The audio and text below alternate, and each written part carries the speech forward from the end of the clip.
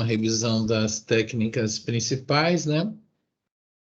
E então vamos começar no século passado, quando essa técnica Northern Blot era usada para analisar a expressão gênica, né?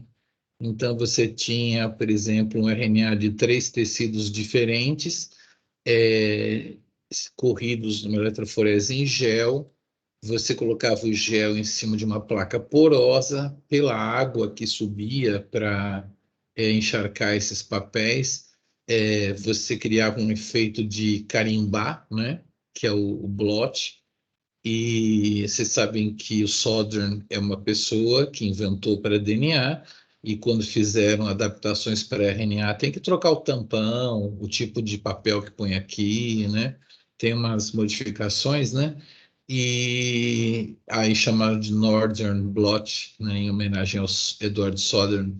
Então, você transfere isso para um papel. Então, lembrem-se que no Northern Blot, na parte que era fisicamente ligada ao suporte, que era o filtro de nitrocelulose, era grudado os RNAs todos, né? 3 RNAs. Aí você fazia uma sonda de DNA radioativo e oferecia ela para ser hibridizada contra o RNA, e aí lavava, colocava um filme de raio-x, e aí via pela marcação no filme do raio-x o nível de expressão dos genes, né? Então você tinha um gene aqui, que seria a mastina, no epimastigota pouco expresso e no amastigota muito expresso. Então, a sonda estava representando o gene a ser estudado, e era uma de cada vez no saquinho, né? São 3 saquinhos aqui. Muito bem. Esse tipo de metodologia para usar um gene só evoluiu bastante. Eu acho que eu tenho professores, colegas que não sabem fazer um Northern Blot ou nunca fizeram, nunca trabalharam com aquele material radioativo e tudo, né? Com esse daqui, com esse aparelho, que é o PCR de tempo real, acho que algumas pessoas trabalharam, né? Hoje em dia está ficando mais escasso, mas é uma máquina de PCR um pouco maior, porque ela tem uma capacidade de emitir uma fluorescência, um laser, né, nas amostras, né, por baixo. E a ideia é excitar com um laser um corante. Geralmente se usa o Cyber Green, mas tem métodos bem mais sofisticados, mas eu vou falar desse.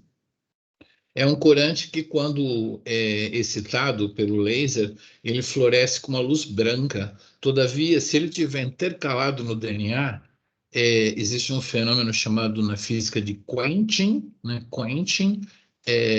O DNA faz um quenching, ele quencheia a fluorescência, e essa emissão acaba sendo no espectro do verde, um lindo verde, igual a espada do Yoda, né? Só se ele tiver intercalado no DNA. Então, você consegue medir quanto de DNA tem, né? A cada ciclo de PCR, você ilumina com laser. Se tiver DNA lá nessas amostras aqui, vai emitir luz verde, né? Proporcional à quantidade de DNA, né? Então, isso aqui é PCR de tempo real, porque você vai fazendo um PCR e é que nem transmissão em tempo real do placar do futebol, né? Você não está vendo o jogo, mas tem os comentários em tempo real, né? Então, o PCR em tempo real vai te mostrando quanto que vai sendo produzido, né? Embora uma PCR você faça um gel no final e veja uma banda, aqui você coloca uma meta, né? Por exemplo, 300 nanogramas. E aí você observa que são várias simulações de quantidades, né? Uma quantidade, a outra, a outra, a outra, a outra, a outra, né?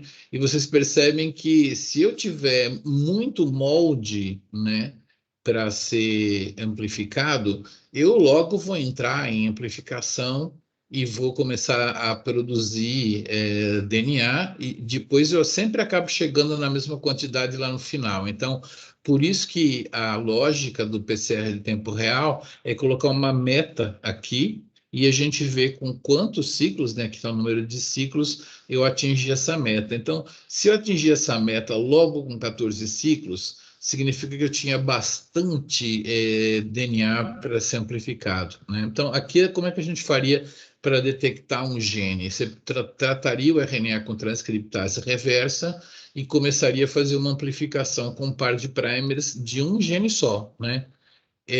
Se você tinha bastante cDNA, né, que é o produto do RNA tratado com a transcriptase reversa, logo você chegaria a essa meta aqui, né?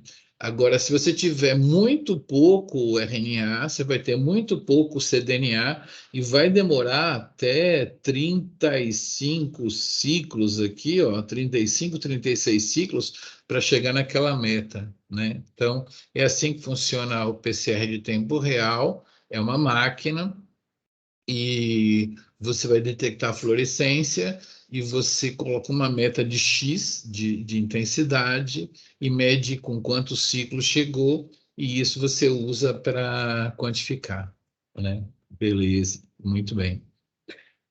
Quando a gente estuda transcrição, um slide que eu mostrei para vocês também, a gente faz de uma maneira super elegante, né? A gente nunca estuda o gene da insulina na célula pancreática, né? O gene da quitina na célula muscular. A gente sempre trabalha com os pedacinhos. A gente estuda, por exemplo, o promotor de um gene que é expresso em músculo, e a gente caracteriza esse promotor num ensaio bem isolado. A gente pega ele e estuda ele de um jeito técnico, né? Assim, a biologia molecular é cheia de técnicas. E uma delas é você pegar um plasmídio, né? E utilizar, fazer mão de fazer uso de um gene que vai reportar para você se ele está sendo ativado, se está sendo reprimido, né? Então, o gene que dá notícia do que está acontecendo aqui, né, na região regulatória, é o gene repórter. E o mais famoso de todos é o da luciferase. Não é luciferase de vagalume, embora teria sido uma boa ideia. A gente costuma usar luciferase de anêmonas, né? Que elas são fluorescentes, tem umas mais verdes, outras mais azuis. São os genes que a gente costuma usar nos plasmídeos, luciferases.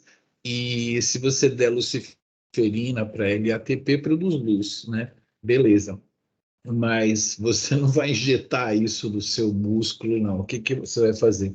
Você pode pegar esse plasmídio, colocar um pedaço de DNA, pelas técnicas que vocês aprenderam no começo do curso, você adiciona um adaptador, corta com enzima de restrição, encaixa isso no plasmídio, trata com ligase e pronto, você tem um promotor para estudar num plasmídio. Aí você pega esse plasmídio, eu, por exemplo, injetava em embriões de uma célula, né? Recém-fecundado, para o núcleo feminino, para o núcleo masculino. Eu tinha um micromanipulador, nossa, um joystick bacana, assim. E aí eu injetava o DNA dentro do núcleo do embrião, deixava lá um tempo e via se aquele pedaço de DNA que eu estava estudando era ativo durante a vida do embrião, né? E aí eu deixava ele lá um tempo, depois eu pegava o embrião, lisava ele, colocava os reagentes, né? E punha nem era um fluorímetro, era um luminômetro, que é um aparelho muito mais barato só para medir luz, sabe? Fluorímetro tem comprimento de onda, caríssimo. Luminômetro é um negócio que você enfia um tubo lá e custa muito barato, né? Aí eu punha lá. É engraçado que se eu for fazer essa técnica no ICB, você não vai achar luminômetros, você vai achar um monte de fluorímetro, equipamentos sofisticadérrimos que medem isso muito melhor, e tem muitos fluorímetros no ICB, mas luminômetro, se tiver um, é muito. Funcionando ainda? Ih, mas fluorímetros tem muitos. Mas, de qualquer maneira, você está com ideia de medir a intensidade de luz. Quanto mais luz tiver, mais o promotor foi ativo, né? Então, é o que a gente chama de estudo com gene reporter. Você faz uma transfecção do plasmídio, pode ser para um embrião, você pode injetar ele com uma arma de ar comprimido no músculo de uma vaca, você pode fazer o que você quiser com esse plasmídio, e aí, se esse promotor tiver função de ativar o gene, ele vai produzir a transcrição da luciferase e você vai produzir cada vez mais luz, né? Tem outros genes reportes que a gente pode utilizar, mas como beta-galactosidase, clorafenicolacetiltransferase, mas isso aqui tem perdido muito a usabilidade. Hoje em dia os kits são todos com a luciferase, né? Então usar Gene Reporter é uma maneira de você estudar a atividade de um promotor, né? Bom, a gente fica na dúvida por quanto mais tempo a gente vai ensinar microarranjo nos cursos de biomol, mas microarranjo é aquilo que é feito por um robô, né? Que molha as agulhas numa placa pode ser de 96, isso aqui é 386, eu acho, molha nessas amostras de DNA e pinta, né, uma laminazinha tocando a lâmina, ficam umas gotículas que secam nessa lâmina de vidro. É diferente do Northern Blot, que é o contrário. Aqui você tem genes sequenciados, né? Às vezes sequenciados em plasmídeos, um a um, né, por método capilar. Você coloca os genes aqui e a agulha vem aqui e coloca eles na lâmina. Por isso chama de arranjo e é por isso que chama de micro, porque são pintadinhas bem pequenininhas que você dá nessa lâmina aqui, né? E aí depois você tem que fazer uma hibridização, em vez da sonda ser radioativa e específica para cada gene, agora não. Os genes que seriam as sondas estão na placa. Você marca os seus RNAs com corantes fluorescentes, CY3 e CY5, né? CY3 e CYC3, CYC5, eles têm fluorescências diferentes, fluoresce no verde, outro fluoresce no vermelho. Esse slide aqui é divertido, porque isso aqui é um embrião de duas células, né? Os pronúcleos estão aqui, o segundo corpúsculo polar saiu, e aí, tururu, tururu, tururu, um embrião de 4 células, né? Que será que tem de diferente na transcrição desses dois? Você pega os RNAs, né? Você cria um cDNA com a transcriptase reversa, e dentre os nucleotídeos você coloca um C que floresce no verde e aqui um C que floresce no vermelho. E aí você oferece eles para aquelas lâminas que foram pintadas com os vários genes já conhecidos, né? Cara, dá um trabalho, ninguém faz mais isso hoje.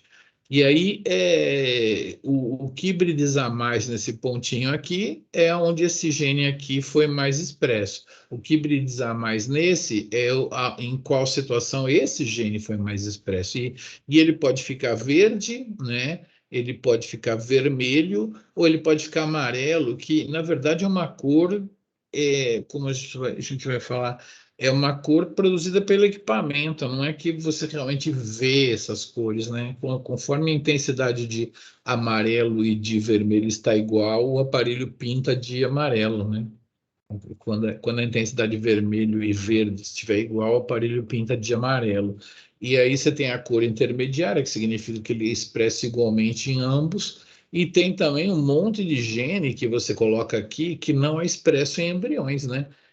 Então sempre vai ter genes que são expressos na orelha, no dedão do pé, e que não é expresso no embrião. Então, esses daí não vai ter expressão nenhuma. Essa foi a técnica de microarranjo. Eu diria que nós compramos um aparelho desse no ECB, usamos umas poucas vezes, depois começamos a comprar lâminas feitas por alguém, né, por pessoas, e depois começaram a entrar as firmas. Na hora que entrou as firmas, né, aqui está mais ou menos uma visão do microarranjo, na hora que começou a entrar as firmas, uma firma ficou famosa porque ela doou para todos os cientistas um, um chip com cromossomo 21 inteirinho para ser analisado pelas pessoas. Todos os genes do cromossomo 21 estavam lá. Só tinha os genes do cromossomo 21, porque foi bem no início, né? Assim que eles tiveram lá pedaços do cromossomo 21, eles deram para vários cientistas e o cromossomo 21, né, síndrome de Down e tudo. Então a galera ficava medindo a expressão desses genes de graça que eles doaram lá. E essa firma foi a Affymetrix. Eu nem me lembro do nome das outras companhias que vendem chip mais de tão famosa que a Affymetrix foi. E assim não se usa mais também esses chips, né? Acho que, deixa eu ver. Acho que eu conheço uma pessoa em Natal que usou esse chip e o scanner ficava no interior de São Paulo. Então, assim, eu só conheço duas pessoas que usaram esse chip no Brasil, que logo depois veio o RNA-seq que a gente vai falar, né?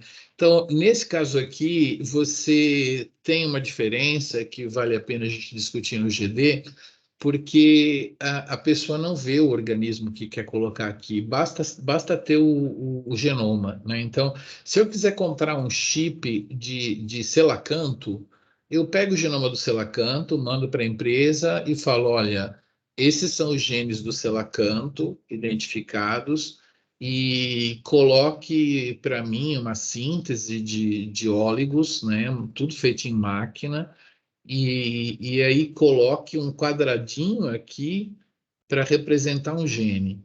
O quadradinho do lado também vai representar o mesmo gene. Faça vários quadradinhos, né? Então, a síntese é química, você faz proteção de alguns locais e por luz você desprotege, e aí você coloca a base que você quer, T e T. Depois você desprotege outras e coloca as bases que você quer.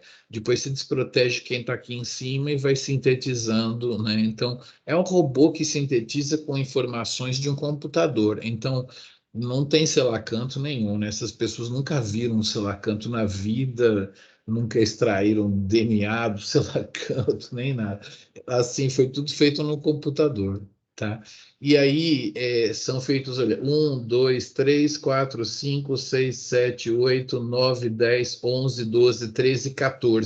14 óligos, né? Representando um gene, né? E para cada um, esse aqui é esse óligo aqui, ó, ele representa essa parte do genoma aqui, né? E é feito o cara que tem que dar certo, que representa o mesmo gene, e é feita uma réplica aqui embaixo, sacaneando a hibridização, trocando uma letra bem no meio por outra, né? Então, assim, é absolutamente idêntico, só que troca esse C por G. Isso aqui tem que ser suficiente para estragar a hibridização. Então, você tem que ter hibridização aqui em cima e não ter aqui embaixo. Aí você faz experiência, aí você joga essas quantidades de cor, que isso aqui não é luz, não, tá? É, é uma cor azul de uma metabolização de um composto chamado X-gal. E então você tem essas quantificações, joga no software que a própria empresa te dá, e ele te dá quanto que foi expresso e qual o p-valor dessa expressão também, né? Então tem toda uma estatística que já é feita pela própria empresa. Então, quando você compra o chip, já vem com o software e com tudo.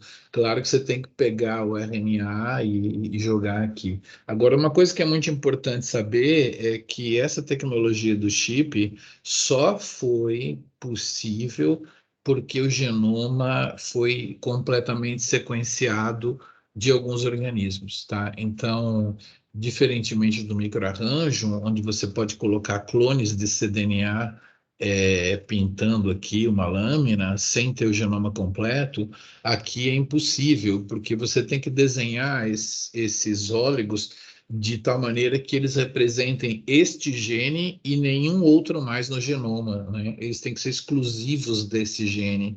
Claro que assim, um conjunto de 25 bases exatamente nessa ordem, repetidas no transcriptoma, não é fácil de ter, mas existem repetidas. Então, o computador vai selecionar 14 pedacinhos de 25 que representam só o gene da insulina, só o gene da DNA polimerase alfa, só o gene da proteína ribossomal L13, entendeu? Então, assim, é necessário que o genoma tenha sido sequenciado. Isso é um dos motes do nosso GD, né, para a gente tentar explicar o quanto a biologia avançou pelo sequenciamento dos genomas, entendeu? Por falar em sequenciamento de genomas, eu contei para vocês a história da briga entre as universidades e a companhia Celera, né? Aqui está representando como todos os genomas que as universidades foram fazendo ao longo do tempo foram feitos. Sempre se cortava o cromossomo do bichinho em pedaços muito grandes, e esses pedaços eram clonados numa espécie, dói falar isso, uma espécie de plasmídio chamada Bacterial Artificial Chromosome, em baques, né? Os fragmentos clonados nos baques eram digeridos por enzima de restrição e colocados num gel por uma pessoa muito paciente, tá? Muito paciente. E essa pessoa, ela ordenava os baques. Ela falava: esse aqui é o número 1, esse aqui é quase igual a esse, mas não é, tem um pouquinho a mais. Esse aqui é quase igual a esse aqui, né? E ordenava esses caras tudo, gente, para o genoma inteiro, entendeu? Até cobrir o genoma inteiro, né? Feito isso, isso aqui era enviado para a Inglaterra, isso aqui era enviado para o Japão, cortava fisicamente, né, por nebulizador, é um nebulizador, enfim. E aí clonava em Fago M13, que é um vetorzinho que era usado na época, e aí sequenciava. Só que a regra nos organismos modelo era você sequenciar 10 vezes mais, né, uma cobertura de 10 vezes mais o tamanho da molécula. Então, assim, como se eu tiver um álbum de figurinhas, se eu comprar 10 vezes mais figurinhas do que o que tem no álbum, a estatística me diz que eu vou preencher o álbum. Isso foi feito com a levedura, o primeiro genoma sequenciado. Foi feito com C. elegans, o segundo genoma sequenciado.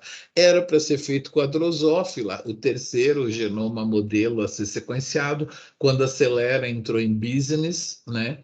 E com seus 200 sequenciadores automáticos, as suas máquinas de fazer preparação de plasmídio, os seus funcionários treinados, se ofereceu para sequenciar o genoma da levedura.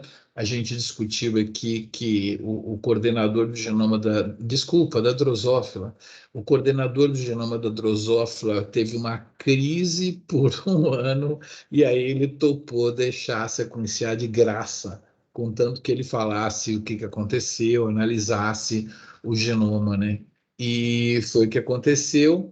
E a gente teve, então, o genoma da Drosophila sequenciado, e então é claro que foi um clima muito de guerra entre as universidades e essa empresa, porque quem sequenciasse primeiro, às vezes poderia até, né, se fosse a empresa, eles patenteariam as consultas, né?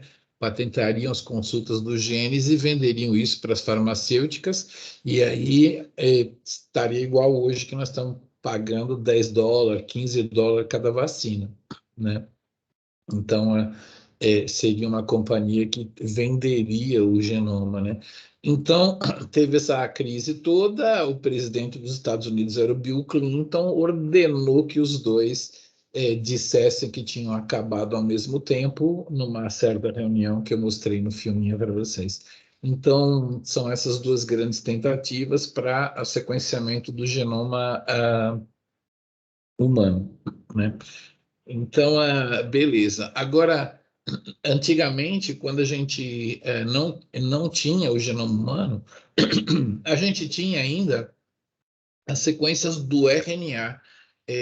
A gente tinha 8,5 milhões de sequenciamento de RNA. era um sequenciamento parcial que era feito. Isso foi criado pelo próprio Craig Venter, que foi o cara que montou a companhia, e aí você pegava os RNAs e você sequenciava só os genes expressos. Então, antes do ano 2000, a gente já tinha um monte de genes humanos sequenciados. Inclusive, tinha uma empresa associada à Celera que alguns amigos meus trabalhavam e eles começaram a pegar um ser humano cortado no cortador, fazedor de lâmina, né? Então, eles iam pegando os tecidos de cima para baixo. Foi feita uma tomografia de um ser humano inteiro, o corpo inteiro, e aí eles seguiam essa tomografia de cima para baixo para escolher os tecidos. Eu sei porque eles me contaram ao vivo, assim. E aí eles iam pegando o córtex cerebral, a amígdala, não sei o quê, iam descendo até o pulmão, o fígado, o pâncreas, né? E eles iam pegando todos os tecidos humanos e fazendo essa amostragem. Não tinha genoma humano ainda, né? Então eles estavam fazendo o transcriptoma de todos os tecidos humanos. Então você tem que fazer por amostragem todos os tecidos e momentos também, né? Então, assim, quem trabalha com schistosoma mansoni tem que fazer o ovo, o miracídio, o esquistossômulo, o verme adulto, né? Então, você é muito mais trabalho, porque às vezes é tanto trabalho que chega uma hora que você fala assim, vamos pegar mais dinheiro aí, fazer o genoma desse organismo, né? Isso aconteceu com schistosoma, por exemplo, né? Tinha muitos trabalhos de transcriptoma. Minas Gerais estava envolvida no transcriptoma de xisto. Aí chegou uma hora que o Tiger, nos Estados Unidos, e o Sanger Center se uniram e falaram: vamos fazer o genoma do xisto. Aí fizeram, né? Para poder normalizar toda a informação. Mas basicamente a gente pega o RNA, transforma em cDNA com a transcriptase reversa e sequenciava eles, né? Era assim que fazia isso daqui. Muito bom. Então, isso aqui é o sequenciamento parcial de transcritos, e é daquele tempo também. Esses slides versam de coisas mais antigas, né? E existia duas técnicas. Na verdade, a técnica original do Craig Venter foi depois utilizada pelo professor Sérgio Pena, aqui de Minas Gerais, foi o primeiro que utilizou isso no Brasil. E a aluna de doutorado dele, que pegou esse projeto, era a professora Glória Franco, hoje, entrou para fazer doutorado com ele, com esse projeto aqui. ESTs são etiquetas de sequência expressa, né? Expressed Sequence Tag, e é um tipo de sequenciamento onde você pegava os RNAs e sequenciava uma vez só. Podia ter sido feito com escorpião, podia ter sido feito com Trypanosoma cruzi, mas foi eleito para começar aqui no Brasil o Schistosoma mansoni, né? E isso bombou a pesquisa de biologia molecular de Schistosoma mansoni, porque sequenciava um monte de genes, né? Na ordem que eles iam aparecendo, não na ordem de que, sei lá, quem estava interessado, né? Quem trabalhava com schistosoma mansoni queria um determinado gene, mas aí aparecia outro e ia trabalhando com aquele outro lá, né? Então, ele pode ser feito pelas extremidades 5' ou 3', né? E a ideia é documentar a existência de transcritos num transcriptoma, né? Então, por exemplo, se eu tiver só um pedacinho inicial de uma palavra longa da língua portuguesa, alguém reconhece essa palavra aqui? Que palavra seria essa? Uma palavra comprida da língua portuguesa, começando, sabendo só o começo dela. Que vocês acham que palavra é essa daqui? Otorrinolaringologista. Isso, e agora vamos ver quem assistia Raul Gil, quem assiste, né, que ainda está no ar. E essa daqui, que mostra o meio do Pindamonhangaba. Pindamonhangaba. Boa tarde, editor. Boa tarde, Pindamonhangaba. Raul Gil, muito bem. Essa tecnologia aqui é patenteada. Eu não poderia estar contando para vocês. Acontece que ela começou a ser desenvolvida em Minas Gerais, numa tese de doutorado, e eu era da banca. Então, eu vou contar para vocês a patente dessa técnica chamada Orestes. Quando ela foi para São Paulo, dois grandes pesquisadores lá lideraram toda a padronização e criaram uma tecnologia patenteada, né? Mas eu sabia da patente porque eu vi o desenvolvimento da técnica, eu vou contar. Ela foi chamada de Orestes, ela foi muito usada no projeto transcriptoma humano. Então, quando tinha 8.500.000 sequências de RNA de Homo sapiens no banco de transcriptômica do NCBI, tá? 8.500.000 sequências de Homo sapiens lá, antes do genoma começar a ser sequenciado, antes do ano 2000. Beleza. O projeto de São Paulo, que fez essas Orestes aqui, de vários tipos de tumores, tinha sequenciado 1.500.000 das 8.500.000 do mundo. Então, assim, foi o centro de sequenciamento de transcriptoma que mais sequenciou transcriptoma no planeta. Foi uma equipe financiada pela FAPESP em São Paulo, usando uma técnica desenvolvida lá no René Rachua, aqui no bairro Ouro Preto, né? Que é essa técnica de Orestes, que não está em livro nenhum, professor nenhum ensina, mas eu vou ensinar porque eu sei como é que é.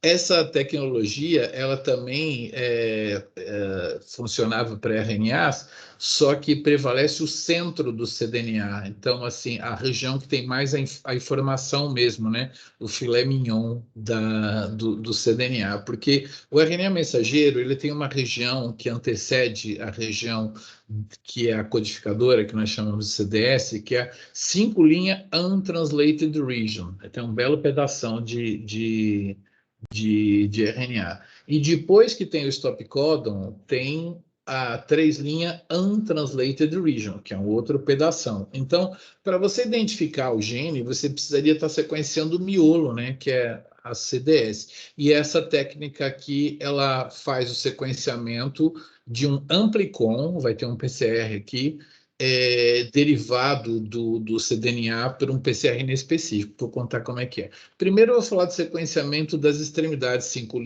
3', porque vai discutir no GD. Então, considere um RNA mensageiro e que tem o códon ao G e 200 As no final. Você usa 18 Ts e uma transcriptase reversa e faz uma fita negativa. E aí depois você faz por uma tecnologia que não vem ao caso, a fita positiva do cDNA, dupla fita, e aí você sequencia as extremidades. Por sorte, quando você fabrica um cDNA longo como um cDNA humano, não vou falar de xistosoma, que ele tem uns RNAs pequenos, mas um RNA humano, ele é longo, você às vezes quando fabrica o cDNA, por azar, que na verdade vai virar sorte, nem todas as moléculas você faz até a extremidade real dele. Às vezes você faz até um pedaço aqui, porque a transcriptase reversa não é profícua, não vai até o fim, né? Então, você fabrica esses cDNAs aqui do mesmo gene. O mesmo gene pode ter um cDNA assim e um cDNA faltando um pedaço na parte 5', né? Aqui tem que lembrar das primeiras aulas que o RNA original, que deu origem a isso aqui, é transcrito de 5' para 3'. Vamos mostrar de novo esse painel até formar essas estruturas aqui, tá? Então, você tem o RNA, o mesmo RNA, vou colocar um primer de oligo-DT, transcriptase reversa e os nucleotídeos para fabricar DNA. Vou cortar com uma DNase, colocar uma DNA polimerase e ligase, vou fazer a segunda fita. E nem sempre o cDNA vai até a tábua da beirada, às vezes para no meio. Isso aqui é muito interessante nessa abordagem de transcriptômica. E aí você vai fazer o sequenciamento das extremidades, porque as extremidades estão ligadas a um plasmídio, você usa um primer do plasmídio para sequenciar, e aí sequencia as extremidades, tá? Neste momento, todas as vezes que eu mostro este slide, eu digo a mesma coisa. Um RNA, tá aí a vacina da Pfizer, para não me deixar mentir, você guarda -90, tá? A vacina da Pfizer é aplicada só nas grandes cidades, porque ela precisa ser armazenada a -90 aí você coloca ela no gelinho, no gelo seco com, né, uma temperatura baixíssima e vai aplicando nas pessoas, né? Mas ela é transportada e desde a fábrica e tudo a -90, que é a temperatura que a gente usa para preservar RNA, para que nenhuma RNase, cara, na mão, né? Você tem que trabalhar com luva. Você fez assim, encostou ali na vacina da Pfizer, já era o frasco inteiro, entendeu? Então, tem que trabalhar com luva, não pode tocar, não pode entrar uma RNase dentro do vidro, senão come todo aquele RNA, né? Então, assim, bem fresco o RNA, você guarda ele a -90 em ultrafreezer. O DNA você guarda na geladeira, meu amiguinho. Se você congelar, tá bom demais, tá? Mas você pode guardar ele na geladeira se você souber, é um produto de PCR, você pode guardar na geladeira, mas no congelador já tá bom, sabe? Porque DNase não funciona a baixas temperaturas, tá tranquilo. Agora, esse negócio aqui, que são Expressed Sequence Tags, que são essas sequências, aonde você guarda? Você pode guardar num pendrive, né? Você pode publicar no seu Facebook, pode pôr no seu Instagram, você pode, né, em mídia digital, colocar num CD, gravar num disco rígido, né, colocar na nuvem. São informações, são as sequências das extremidades que representam a presença de um gene num transcriptoma. Se eu fizer STs de um monte de xistosoma, eu vou evidenciar a presença dos genes naquele transcriptoma. Mas eu não vou ter o gene inteiro, né? Eu vou ter as extremidades, mas eu vou saber. Se eu fizer um blast disso aqui, eu vou saber que eu tenho. Se eu tenho a quitina no xistosoma adulto, cara, tem um monte. Eu tenho enzimas da glicólise no xistosoma adulto? Cara, tem um monte. Eu tenho antígenos de superfície, SM75, SM23 e tal, tem um monte, né? Então a galera pode trabalhar a vacina para esquistossomose com essas informações, mas eu tenho só os fragmentos mesmo. Então as ESTs, elas são apenas informações, né? De genes que estariam presentes ou não naquele momento. E o miracídio tem esses genes? Não sei, vamos fazer as STs do miracídio. Faz lá, compara com o do verme adulto, né? Hoje você pode comparar as STs com o genoma do xistosoma, porque ele também foi sequenciado, né? Mas na época não tinha genoma sequenciado, não. Então, o projeto Genoma de transcriptoma de xistosoma foi feito antes do genoma ser sequenciado. Essas são as ESTs. Agora, exclusivamente para vocês, o que é esse Orestes aí, né? Que foi feito em grandes quantidades lá em São Paulo. Suponha que você vá lá no professor Evan Guedes e pegue um iniciador para gene de aranha. Me empresta os primers aí que você usa para essas enzimas de aranha, aí, Evan Guedes. Aí, beleza, você pega lá emprestado, não precisa fabricar, pode usar só um pouquinho. Aí você pega um RNA humano, e trata com esse primer de aranha, cara. Aqui está representado que ele hibridiza parcialmente. Ó, hibridiza um pouco não, pouco não, né? Ele hibridiza mal e mal, porque ele não foi feito para humano, foi feito para aranha. Mas o Evan Guedes, quando eu estava saindo, falou assim: Miguel, esse primer é para usar 60 graus. Eu falei: não, deixa comigo, Evan Guedes, eu vou usar do meu jeito. Eu vou usar ele a 37 graus, tá? Isso eu vi na defesa do exame de qualificação da tese, da técnica de Orestes, que foi desenvolvida pelo Emanuel Dias Neto, aqui no René Rachou. Ele colocava o primer, que era para ser 60 graus, ele colocava a 37. Aí o primer hibridizava mal e porcamente no RNA humano aqui, e ele fazia a primeira fita do cDNA. Depois ele continuava a 37, e aí o mesmo primer, ele, por sorte, ele hibridizava mal e porcamente na fita oposta e fazia a fita para cá. Agora percebe uma coisa, aranha, né? Aí eu copiei humano, beleza. Aranha para voltar, copiando humano, humano, humano, humano, humano, copiei aranha. Então, eu copiei fidedignamente o primer que iniciou essa bagunça toda. Então, no final da PCR, eu tenho o verdadeiro Homem-Aranha. Foi feito assim, o Homem-Aranha, tá? Então, aqui, assim, sequência humana, sequência de aranha. Então, agora eu posso falar, quanto que Evan Guedes falou mesmo? Era 60 graus. Então, agora eu ponho a 60 graus. Eu fiz uma fita a 37, outra a 37. Aí eu faço 30 ciclos a 60 graus e amplifico isso aqui, tá? Porque aí o primer vai ancorar perfeitamente, porque as extremidades são de aranha, né? Então eu amplifico, amplifico, amplifico. Para cada primer que eu pegar emprestado do Evan Guedes, eu faço mais ou menos uns 1.000 amplicons. Então eu preciso ter primer pra caramba. Essa técnica é cara porque tem que comprar esses primer. Mas na verdade, a gente pegava primer dos outros primeiro, passava no instituto inteiro, depois mandava sequenciar, fabricar mais alguns também, né? São Paulo fabricou primers, a FAPESP pagou. E aí depois se sequenciava, ó, tá? Então isso aqui se chama ESTs enriquecidas em ORFs, né? Que é a região codificadora. ORF Enriched ESTs, tá? E aí eles ganharam um prêmio do governador de São Paulo. Fernando Henrique nunca governou São Paulo, é o Covas, Mário Covas, né?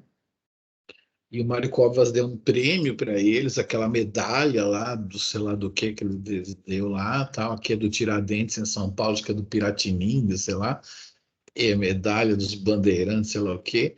E aí ele falou assim, ó, congratulações, o trabalho de vocês colocou o Brasil lá na transcriptômica no topo, né, do mundo, mas vocês não podiam ter arrumado um nome diferente para a técnica de vocês, porque assim eles eram Orestes Quercia, né, que é o tio da Leda Quercia, ele era do MDB e eles estavam fundando o PSDB, né? Saindo do MDB para fundar o PSDB. Então, tem essa história aí dos Orestes.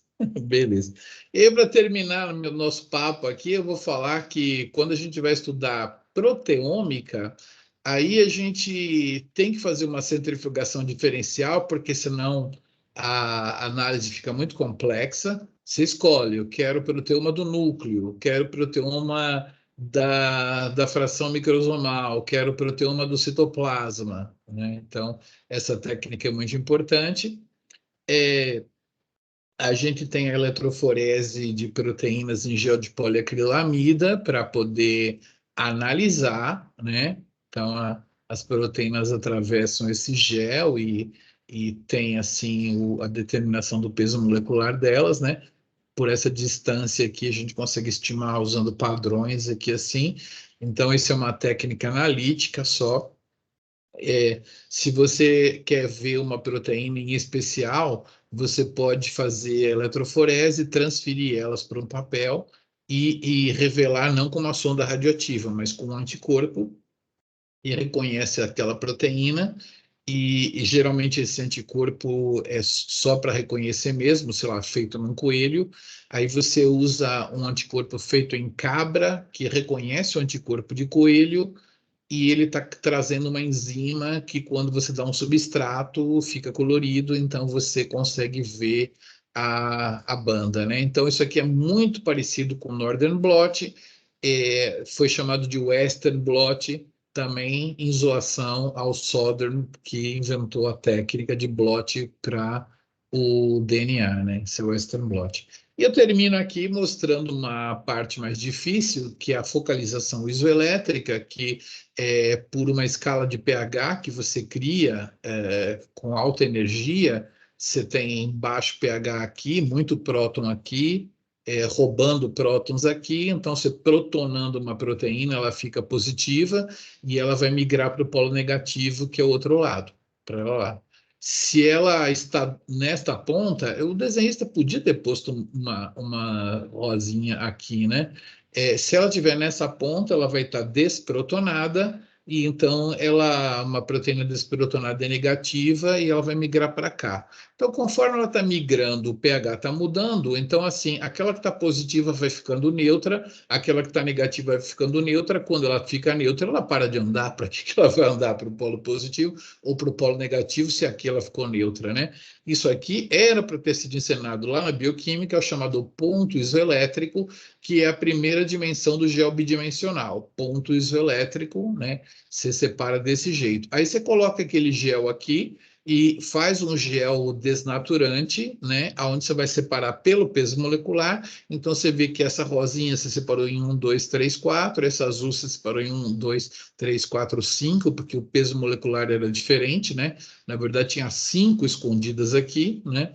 Não é bem assim igual o desenho, é assim, né? Então, essas manchas, e aí a gente costuma fazer 3 géis de um camundongo controle e 3 géis de um camundongo onde a gente estressou ele, de algum jeito que a gente vai discutir no GD. E aí a gente procura achar uma proteína que está presente num e não está no outro, e coloca nesse aparelho que é o MALDI-TOF, MALDI de Matrix Assisted Laser Desorption Ionization, porque você vai ter um laser que vai excitar uma matriz e a matriz ioniza a proteína, aí a proteína fica ionizada. É tudo que você queria, ionizar ela para atrair ela com esse sistema aqui, e ela é muito atraída, só que tem um furo no meio, ela sai voando, bate no detector e pelo time of flight você determina o peso molecular. Aqui que eu volto àquela discussão. Se não tivessem sequenciado o genoma humano, eu jamais usaria essa técnica para ser humano, tá? Porque eu sei o peso molecular perfeito, né? Por exemplo, 18.364. No que me adianta isso? Só que se eu tiver o genoma humano sequenciado, eu pego todos os aminoácidos, né? Pego o peso molecular deles, né? Somo, né? Passo a régua todo e eu vejo o peso molecular de todas as proteínas do genoma humano. Então, eu uso, sei lá, se eu estiver na internet, eu uso um Ctrl F e digito 18364, turururu, vai ficar azulzinho ou verdinho, né? Exatamente o peso molecular da beta-lactoglobulina. Então, assim, valorizem quem fez os genomas, porque muitas das técnicas, hoje eu mostrei o chip, mostrei isso aqui, não mostrei um slide de RNA-seq, eu acho que eu tenho mais aqui na frente, mas a gente só consegue fazer RNA-seq direito, né? Se você tiver o genoma sequenciado. Só consegue usar o espectrômetro de massa em biologia quando tem o genoma inteiramente sequenciado. Então, sempre que alguém for sequenciar um genoma, entendeu? Dê uma medalha para essa pessoa, porque muita gente vai fazer pesquisa por causa disso. Mas e se eu não tiver o genoma sequenciado, meu Deus do céu? Aí você pega um manual de sequenciamento de proteína lá do século passado, se não do retrasado, e você vai na câmara fria e usa degradação de Edman. Então você pega uma proteína de taioba, entendeu?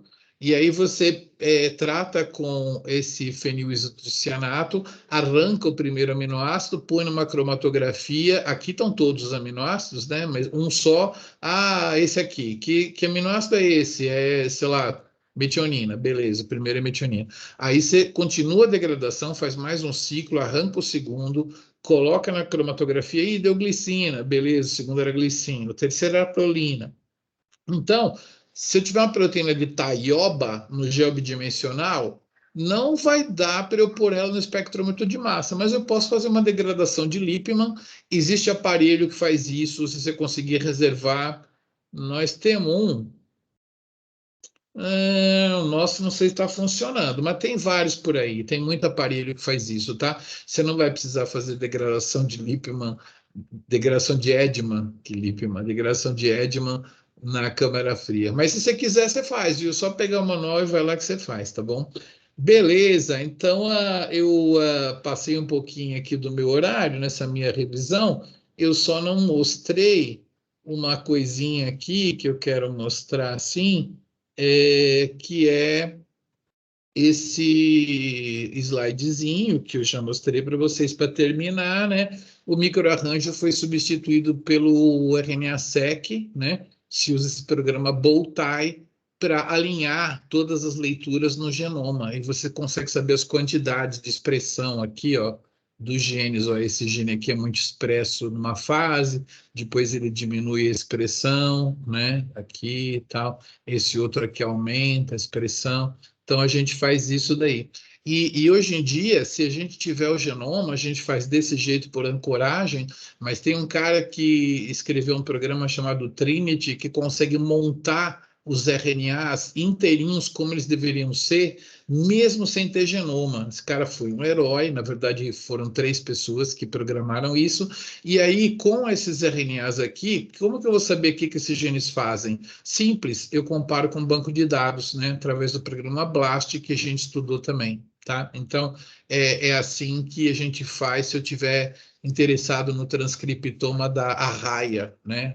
O que tem de toxina lá. Qualquer organismo da biologia que não tenha genoma sequenciado ainda pode ser tratado desta maneira. Muito bem, muito bem. Então, vamos parando a nossa gravação.